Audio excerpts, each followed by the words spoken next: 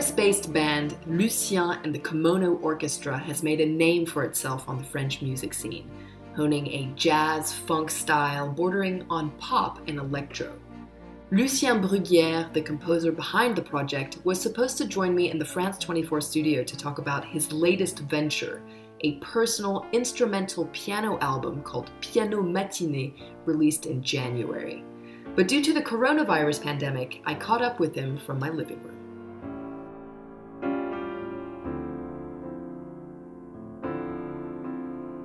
Lucien, thank you so much for joining us virtually. And before we talk about your new album, I want to check in with you because you're currently confined in the French countryside.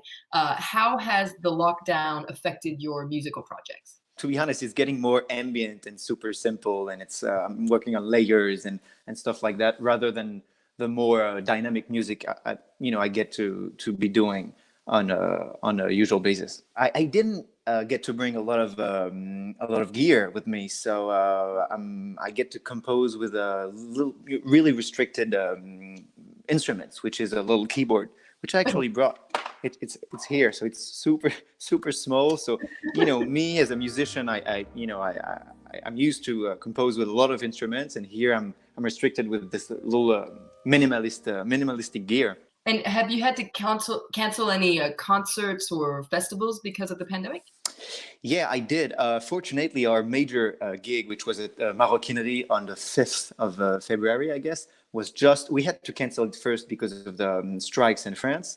Uh-huh. And fortunately, we got to do this concert just in between the strikes and the COVID. So this we could do. The rest, yeah, I've had a couple of, a bunch of DJ sets canceled. I'm working with brands as well. I'm composing music for ads, for events, brands like that. So this was canceled massively as well.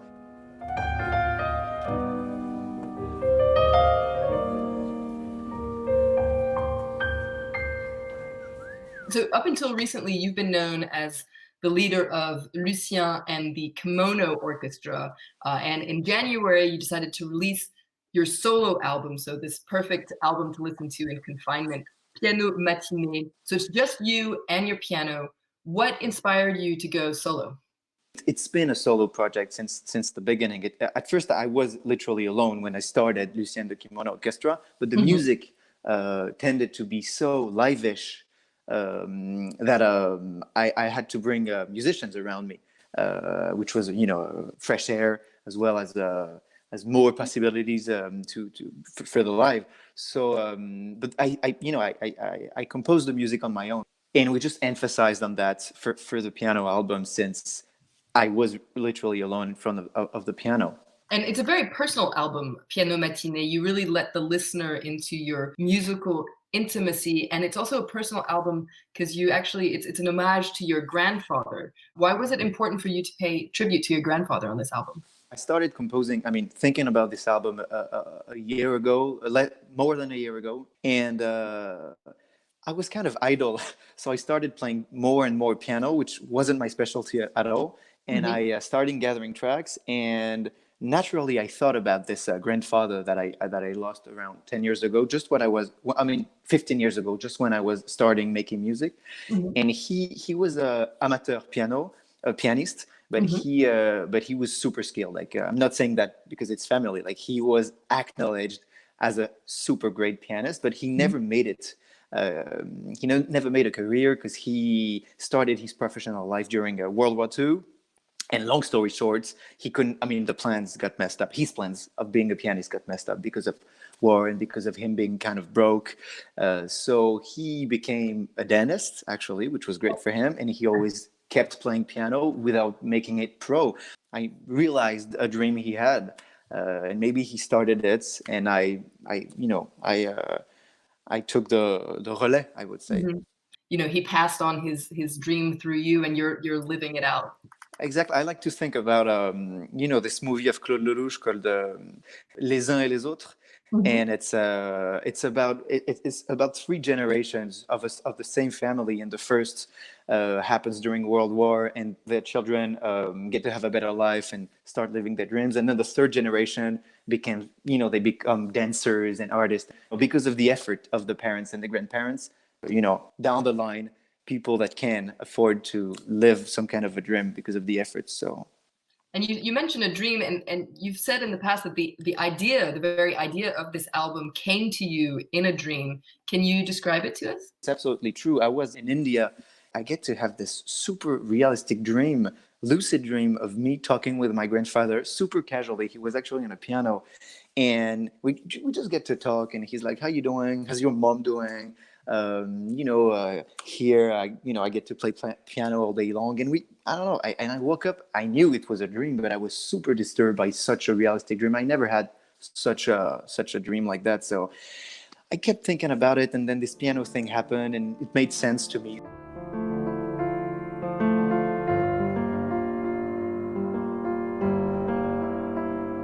Is that what you refer to in the song that's called Le Rêve de Paul, the dream of Paul's dream?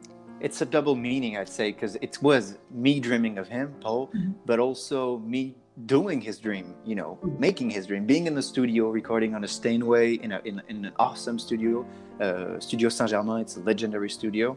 And, while recording it, I couldn't think about him, being proud of his grandson doing what he never got to do.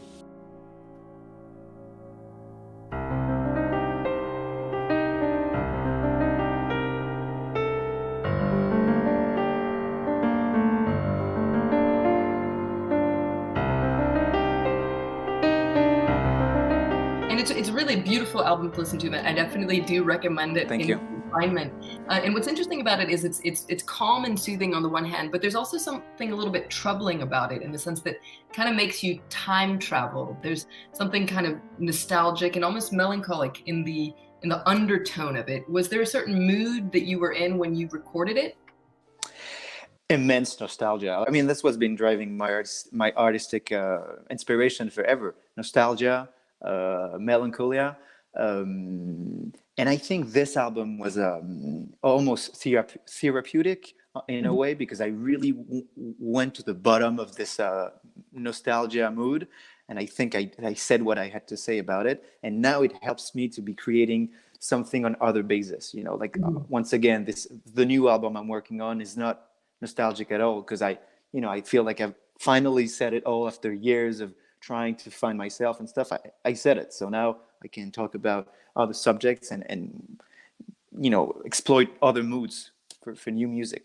And is this a project that you're going to do solo, or are you going to be working with the same musicians that you've been working with? I'm working with lots of people on this one. I like to think it's nothing same as that, but I like to think as like rappers do, bringing lots of people, giving them stems of tracks, having them reworking them, sending it back to me. So I'm working with a little team of such guys, and then I'm going to send the tracks to musicians to play stuff on it, and it gets to be really much more collaborative than the records I've done previously, which basically were me alone in my studio.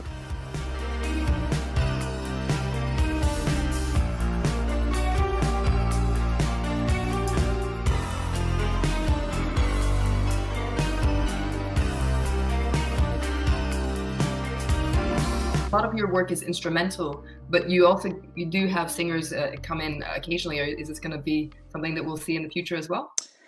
Absolutely. I mean, once again, it's a work in progress, but it's mostly sung actually, and mostly by me actually, which is a new. I've been trying to make this piano album without being a piano player. Now I'm going to make a singing album without being a singer. So new challenge, but also different singers. Once again, it's going to be really collaborative. So I'm going to try to invite as much people as I can. It sounds like a very exciting project. Is there anything that prompted this U-turn, as you said? New musical discoveries, a certain will to maybe make something bolder. Because if I could criticize my own music, it's been soft in a good way, but I'd like it to be bolder now, and maybe with more statements and more personal messages and compromising. I don't know, try something compromising that people will either hate or love. It was such a pleasure to talk to you virtually, Lucien. Thank you. Thank you.